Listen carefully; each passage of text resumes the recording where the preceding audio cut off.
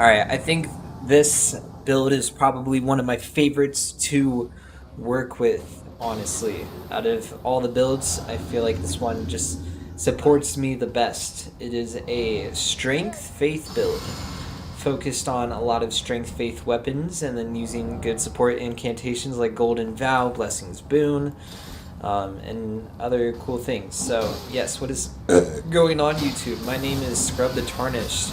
I'm a Elden Ring invader, as you can see. I started my Soulsborne progression with Elden Ring. Elden Ring is my first Souls game, and I fell in love with the series, and I'm continuing on and making my way downtown. I don't know what comes next in that song. But yeah, so like I said, here we are, new build. This is a strength faith build. His name is Knight Gleeden. Yes, like Gleden. The backstory behind that name is that this dude originally had like all the tree sentinel armor, but it's really heavy. So I kind of switched it around, gave myself, some different kind of armor. I still have 88 poise because I'm using like the Bull Goat Greaves and then the Veterans Gauntlets. And then I got the Bull Goat's Talisman as well. So with that added on in my favorite helmet, you get 88 poise. So I'm able to be a little bit more tanky. Plus with strength builds, might as well have, the opportunity to take advantage of that hyper armor because a lot of these weapons do get hyper armor when you swing. So deviating from what I was saying, I meant to spell golden in the introduction to this build to a Discord chat I was in, and they just said, and everyone in there said, just keep it as Gleeden. So this is a Gleeden boy. This is Knight Gleeden. So yeah, I've never really worked with strength faith weapons before. In an honest build like this, sure, I've taken like my NG plus 8 character and just like slaughtered a bunch of PvP with weapons like the Ordovis Greatsword, but putting it into PvP, this is my first time, so it's something that I enjoy a lot. I love the Ash of War of the what's it called, the Ordovis Greatsword. America's Hammer is actually really good as well. And since it's a strength build, you still get pretty good access to like strength scaling weapons like the Banished Knight's Greatsword, like the Knight Rider's Glaive. I don't know what else I have on this build. I forgot. I haven't played with it since I recorded these sessions, but no, there's a lot of good utility when it comes to strength weapons as well, like Flaming Strike, instant buff right there. Oh yeah, I have the Guts Greatsword, I have the Zweihander. But there's actually an abundant amount of like strength faith weapons in Elden Ring compared to like all the other weapon classes, which I'm surprised about. So I just wanted to give some of these a go. Like the Cranial Vessel Candle Stand, is that what it's called? What a confusing ass name for a weapon, dude. Like some of these weapons are just like baffling to me because of how confusing they are. But the Beast Claw Hammer, that is a good weapon to have. I don't know why it does, additional holy damage, but kind of makes sense since Garank or like Malekith was, Queen Marika's like escort or like shadow, I suppose. And it's got a really good Ash of War as well, and you'll see how good that Ash of War is. But now this invasion kind of turned into just like, just waves of, just players, protecting the host, doing their rightful duty to do so. But unfortunately, they were not able to get past me. But no, the Regal Beastclaw Ash of War shreds. I was able to catch that blue mid animation in his L2, and we're able to, say goodbye to that blue. So everyone say goodbye, blue. And with strength builds, you get access to the beloved Radahn's Bow, the Lion Great Bow, and Radahn's Rain. My beloved.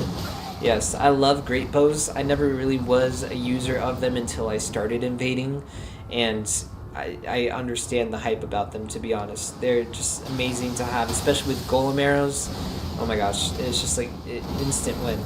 Oh yeah, and with strength builds, you still have access to the Stormhawk Axe, so always good to have always good to have, always good to have, and on like dexterity builds. So here's some America's America's hammer action. Yes, it's people don't really know how to roll it, which I find so surprising because a lot of these people have beat Radagon. I'm sure the timing for the animation is the same between Radagon and I who use it. So it's just like, come on guys, just roll, just roll. So with the host isolated, you know, we're just gonna mess around with different weapons. This is my first time using the big dutes. I forgot the name of the actual weapon, but I'm just gonna call it Big Dute because when you use your Ash of War, it's a Big Dutes. It's a great oracular bubble, aka Big Dutes, and we were able to get the Big Dute on Brutus. But yes, that was probably one of my favorite invasions. It's very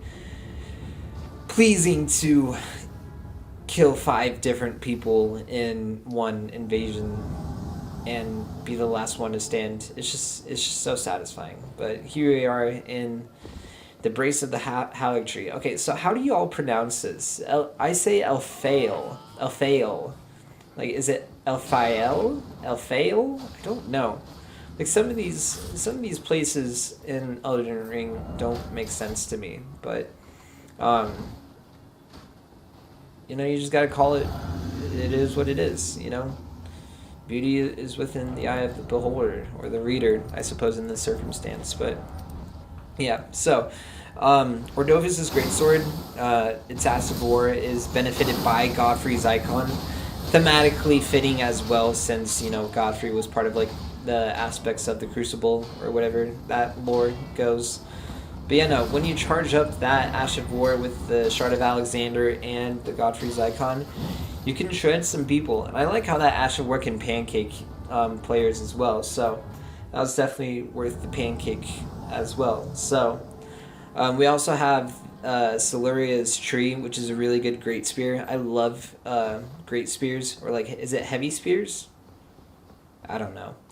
I can't believe that there's going to be 8 new weapon classes in the Elden Ring DLC. Like, I'm baffled. Like, I'm so excited to see what's going to happen. But I hope some of y'all already know what's about to happen before I whipped out the America's Hammer. Since you throw yourself into the air and lunge down, you know that would be the perfect ambush to use on this poor unsuspecting host. So forgive me, Shu, but I'm sorry I had to turn you into content, but you know, I gotta do what I gotta do. I gotta make the viewers happy, and it definitely made me happy. So I pray that you'll forgive me for my misdemeanor, hence my pray emote. But yeah, no, 8 different weapon classes that are gonna be introduced to the DLC. Like, I know, oh yeah, in the DLC, oh, spoilers, if you haven't watched it already, here, have some copium and suck it up. You're gonna see it eventually, so might as well, you know, get to know it now. So it wasn't my will to bring you into this video. It was your will, yourself. So cope.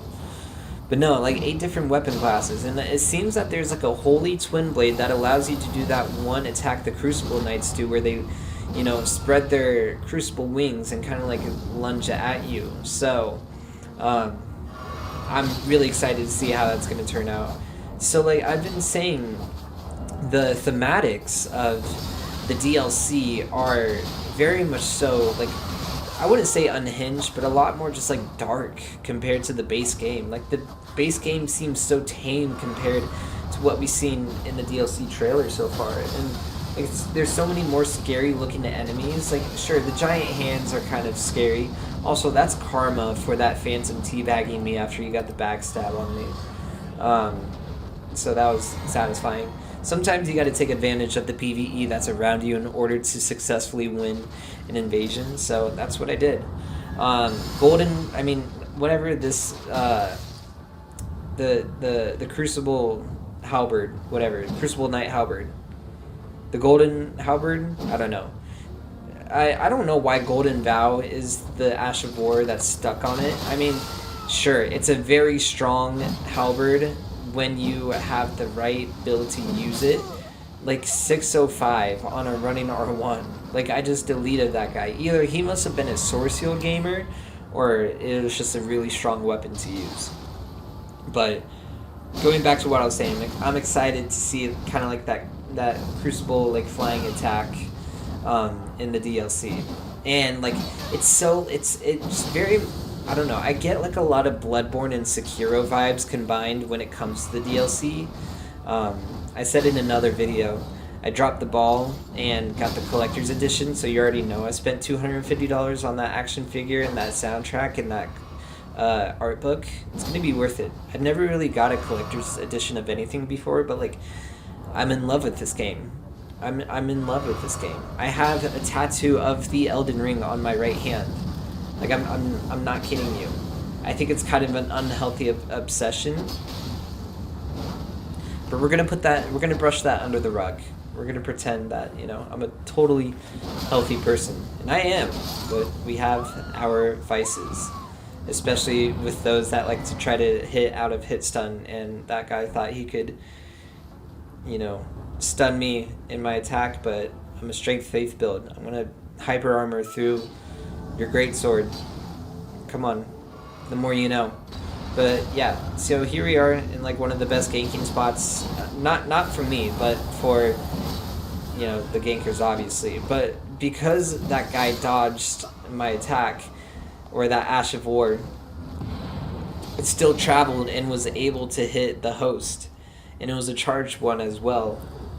Also benefits off of Goffrey's Icon Siluria's Woe, thematically fitting, I suppose. So that, I thought that was just worth the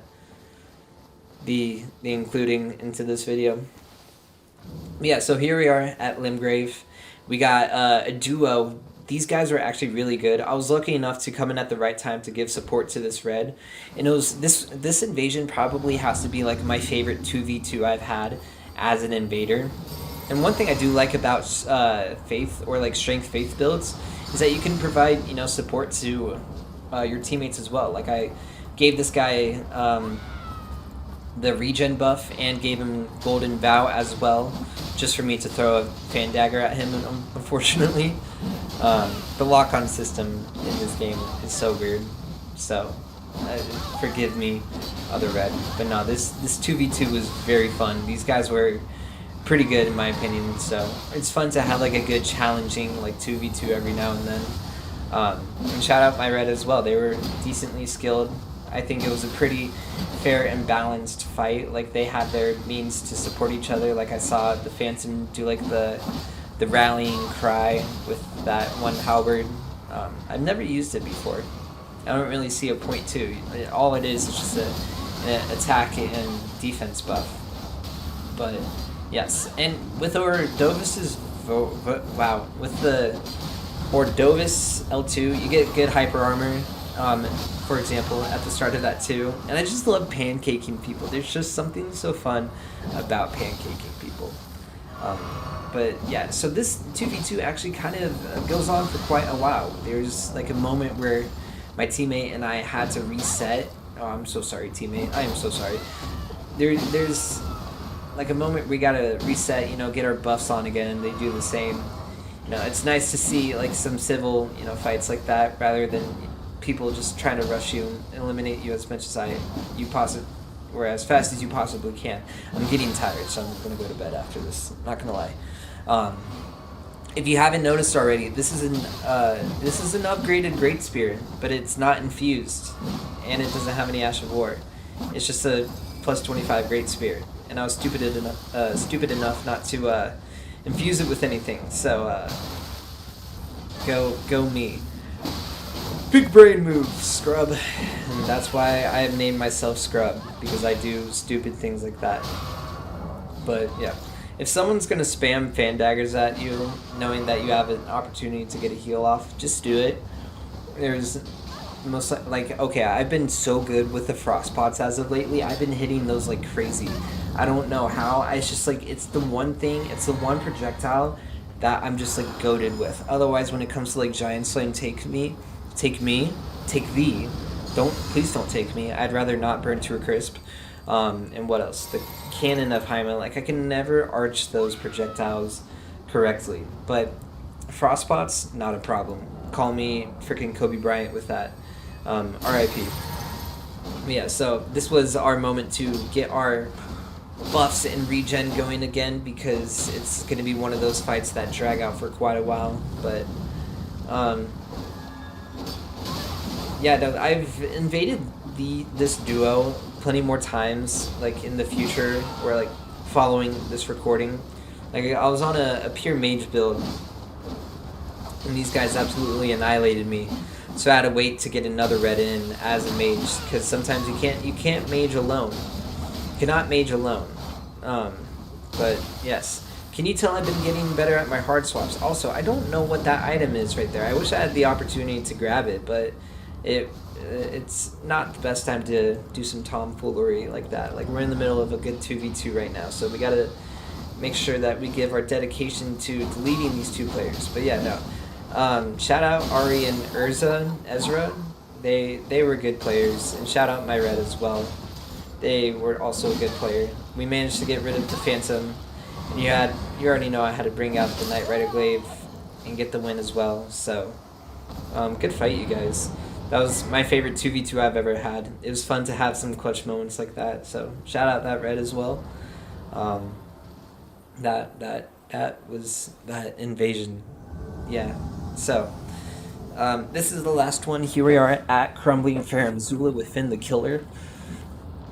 One weapon that I did not know would perform so well on this build, excuse me, is the Gargoyle Black Twin Blades, which you will see me pull out later, but I wanted to do the whatever this halberd is. There's so many weapons, I can't remember the names of them all.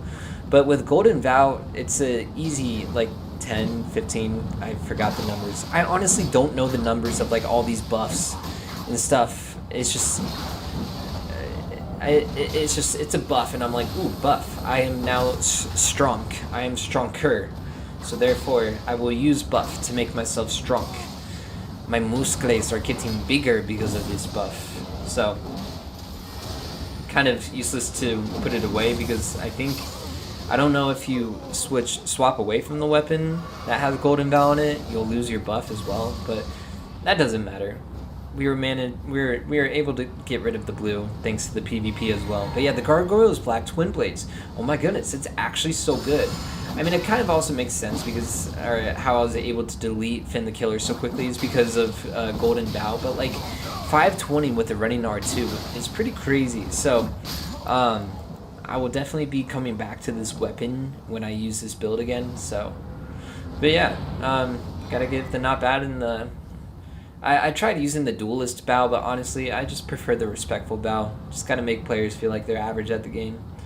You know, be somewhat of an honor red. But yeah, so that's the video. I hope you guys enjoyed it. Expect one more of this coming soon. This is Night Gleeden. Say what up, my dude. And here are the stats.